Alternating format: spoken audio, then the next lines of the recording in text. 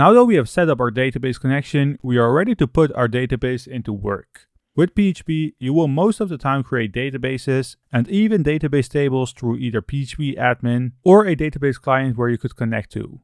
In Laravel, it works a little bit different. You could obviously use PHPMyAdmin or a database client, but it offers a way more convenient method, which is using migrations. A migration is a single file inside your application that basically defines two things. Let's cover them both. Since default Laravel applications come with 4 migrations out of the box. Let's close off the config directory and also the database configuration file and the .env file. And right under our config directory in the root of our project, you'll find a database directory. Once we open it, you will find a migration subdirectory where you will find 4 default migrations. Now, let me actually make the tab a little bit bigger. Alright. Because I quickly want to talk about the naming of a migration. Since for newer users, this might be a little bit weird. Migrations are always run in order by date. Therefore, every migration file is using the following naming structure. It starts off with a year, so 2014 and 19. We got a month, so the 10th, 8th and 12th. Followed with a day, so the 12th, 12th, 19th and 14th. And then we have a timestamp. Then you will see that all migrations start with an underscore create. And they also end with an underscore table, which is basically a prefix that needs to be added when you work with migrations. Then in the middle part, so right after create and table, you will find the table name. So we have a table users, a table password reset tokens, a table failed jobs, and a table personal access tokens. Once we later make sure that we migrate our migrations, the system will migrate your tables based on the starting date. So it will start with the users table, password resets token, failed jobs, and then the personal access tokens. So let's create a new migration, which needs to be done through the command line interface. Right here, let's say that we want to perform the PHP artisan make migration command.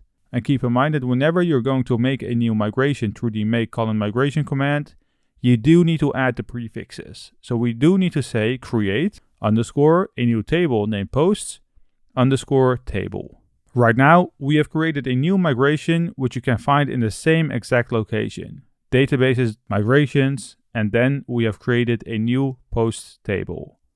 So let's navigate back and you'll see that it has been added. So let's open it. Let's close off the sidebar a little bit. Now, a question that I get asked quite a lot is why we should use migrations rather than using a database client or just PHPMyAdmin, since we are all used to that from PHP. And the answer is pretty straightforward.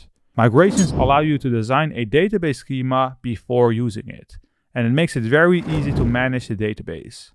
Now, at the top, you will see that a migration is actually not a class, which most files in Laravel are. What it does is directly returning a new instance of the migration class. Now, inside the return statement, you can see 2 methods. The first method is the up method, and if we scroll down, you will find a down method. Once you migrate your migrations, the up method right here will be called to create a new table named posts.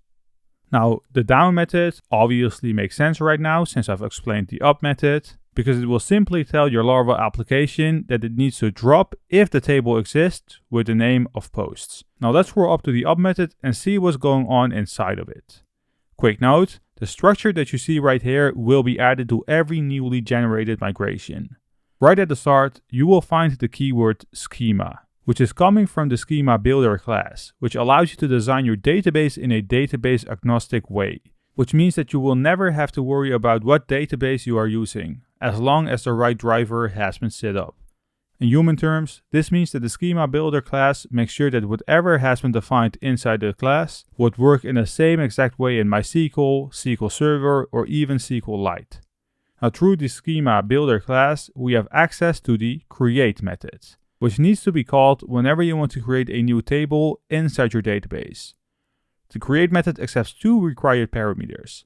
The first parameter, right here, will be the table name, which will also be auto-filled by Laravel based on the migration name that you have added.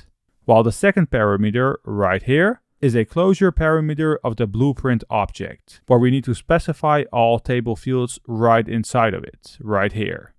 Now, through the blueprint table object right here, we have access to many methods to create new columns inside our post table. By default, every single migration comes with a primary key of ID and also a timestamps column.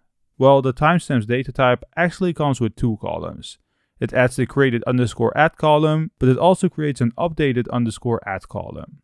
This was it for the What are migrations and how do they work episode inside the Mastering Laravel Databases and Eloquent course, where we dived into the auto-generated migrations files of Laravel.